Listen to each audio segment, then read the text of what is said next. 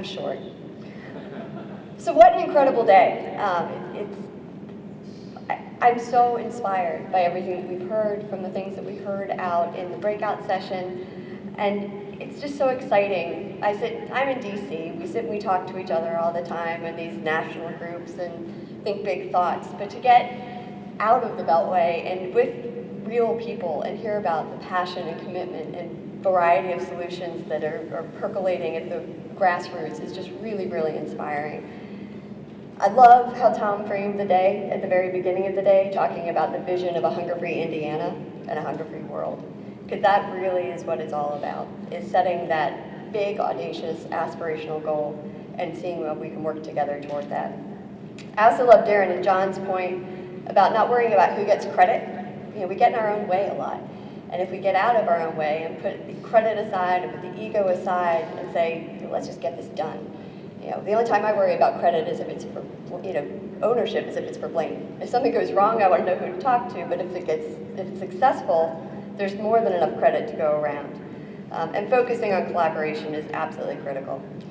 I want to thank Tom for inviting me to join you all today, and it's a particular honor for me to be invited to speak to a group of Rotarians. Both my grandfather and my great-grandfather were lifelong members of the Warren County, Virginia Rotary Club. And in fact, my great-grandfather was a charter member.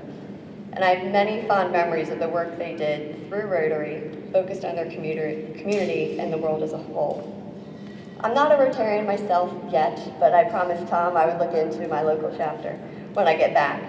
But I know the power that Rotary brings as servant leaders and the potential that holds for tremendous positive change in the world.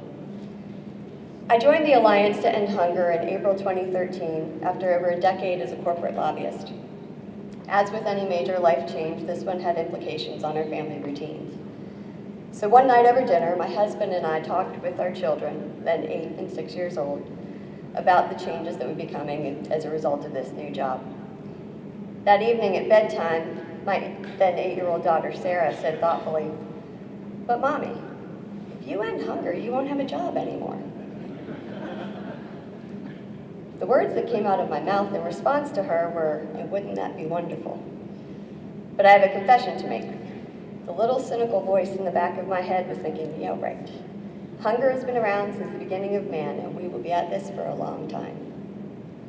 I have to tell you, between all of the people I've met and everything I've learned and seen in my 2 years with the Alliance, I've changed my mind. I now truly believe that we can end hunger in the sense of making sure everyone has access to enough nutritious food, not just to survive, but to thrive, by 2030. That's only 15 years from now.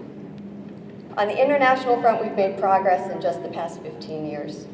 In 2000, the United Nations announced a series of aspirational Millennium Development Goals focused on moving toward a more stable and sustainable world by 2015. One of these goals was to cut extreme poverty in half. That's the number of people living on $1.25 a day or less. Guess what? We did it. We did it early, and the trend continues to be positive. That's a tremendous amount of progress in a very short period of time, but there's still work to be done. The trend in the US, as you've heard from some of the earlier speakers, is not quite as positive, but there is hope. During the Great Recession, the number of people seeking food assistance, both from the federal government and from private charities, skyrocketed.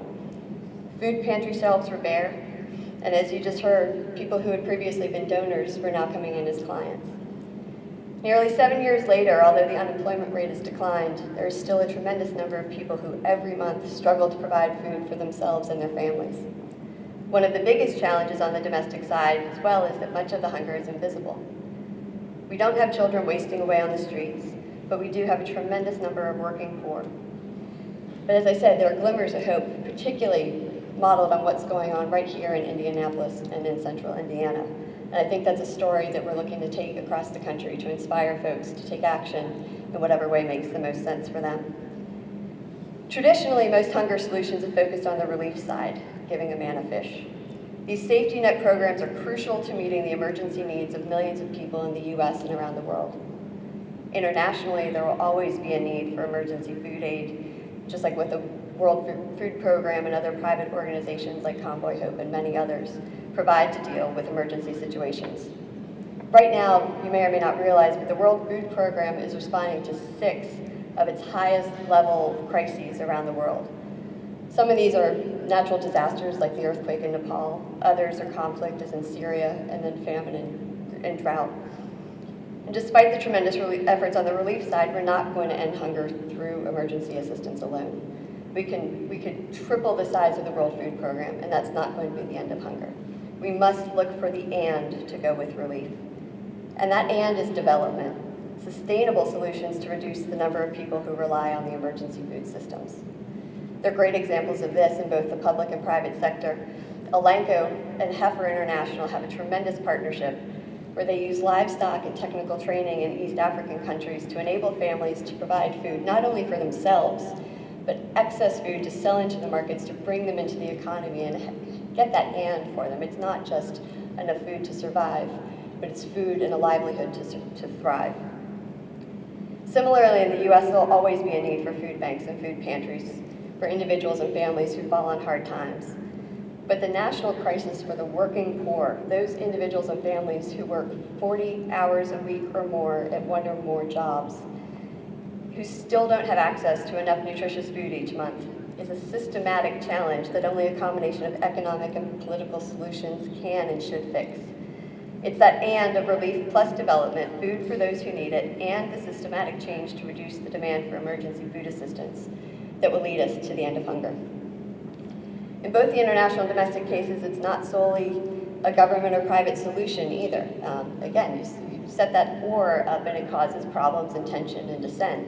But if you look at the and, that's where the solutions come from. Dave Miner spoke about the proportion of food assistance that comes from the federal programs as opposed to the private sector. You can't take one away. They have to work together and they have to work in coordination. The and is the key here. Again, neither relief, not just more food, or development, ignoring those emergency needs, will get us there. It's only by the two pieces working together that we can end hunger.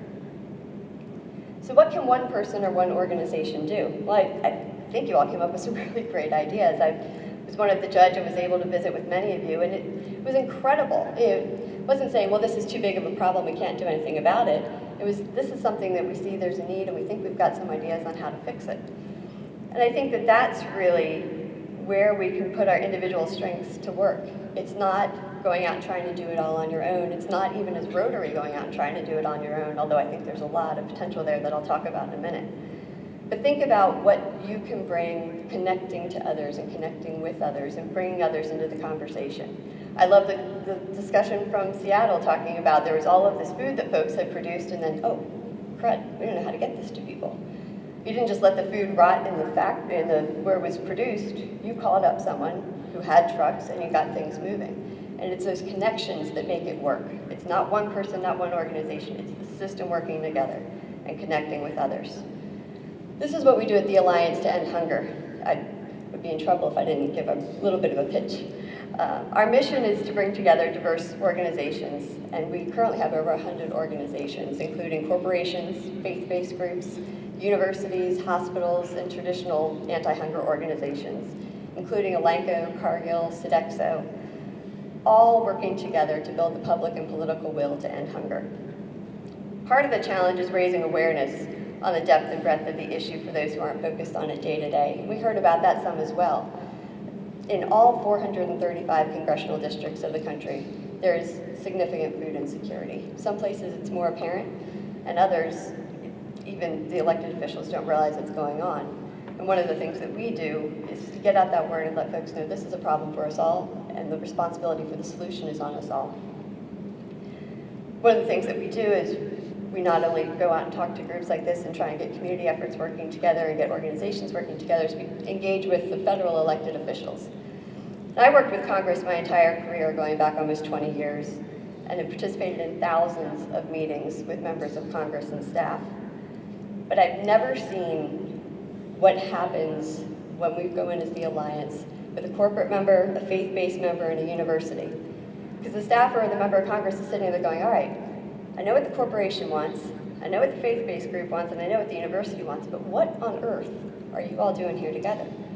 And it's sharing the common value of ending hunger and showing that this isn't just a faith-based faith-based feel-good thing. This isn't just a food bank thing. This is a universal issue that the wide range of diverse organizations and individuals care about. That gets the point across in a way that almost nothing else can. It's not a political issue, it's not a partisan issue, it's a human issue. And the more that we can talk about it with our elected officials and let them know, as David Beckman, who's president of the Alliance and president of our sister organization, Bread for the World, says, that there's collective give-a-damn. I love that phrase. Collective give-a-damn to end hunger, not just in the US, but around the world. The same concept of working together toward a common goal is something I heard a lot in the presentations out there today. All of you were saying, well, Rotary has access into the health system and the food banks and the business community and the banking community. And almost every solution that I heard was talking about how you could use your network and your connections to bring those folks together to come up with solutions for your community. And that's the foundation of the Alliance's Hunger Free Community Network. Indie Hunger Network is one of our members, and we are connected to over 50 communities throughout the country that are doing just what y'all were talking about today. It's based on a model that was created by former Congressman and Ambassador Tony Hall, who's our Executive Director Emeritus. And he created it when he represented Dayton, Ohio. He had gone to Ethiopia during the famine in the mid-'80s. And he was very focused on the world hunger aspect and was drawing a lot of attention to it through speeches on the House floor and his work that he was doing in Congress. And his constituents in Dayton started saying to him, well, you're worried about those folks over there. What about the folks that are hungry in Dayton? And it made him realize that it wasn't just thinking about ending world hunger, but it was the and of looking at home and seeing what he could do. And so he used his convening authority as an elected official to call together all of those disparate stakeholders, look at the problem holistically, and bring their individual strengths to a common solution. As Phil Anderson discussed, it's the power of one becoming the power of many. So my challenge to you, I know we're getting toward the end of the day here, but as you head back home or head back to your hotel or head to the reception this evening, is to think about just the one thing you can do to move the needle. Can't do it all, I can't do it all, Dave Mino can't do it all, Alenko can't do it all, but what's the one thing that you can do and bring to this? Is it your time, your talents, your resources, your expertise? Maybe it's your connections or your influence. If you aren't doing anything yet, take a small step. Volunteer at your local food pantry or write to your member of Congress. If you're already engaged, ask yourself, what is the and? Engage your company or your church in a meaningful way. Stretch yourself in whatever way makes the most sense to engage more deeply in solving this challenge. Sometimes you'll have to really work to figure out what that is, and other times it will just fall in your lap. So on that point, I'll close with one last story. Earlier this year, I visited DC Central Kitchen, which is a program in Washington, DC, that provides food to groups serving those in need, but also runs a culinary job training program, and then provides a pipeline to restaurants and other food service companies in DC for job placement. As the Director of Development was giving me the tour, he mentioned that one of their biggest expenses was aluminum serving trays, those big ones that you put macaroni and cheese or chicken or whatever it is to serve.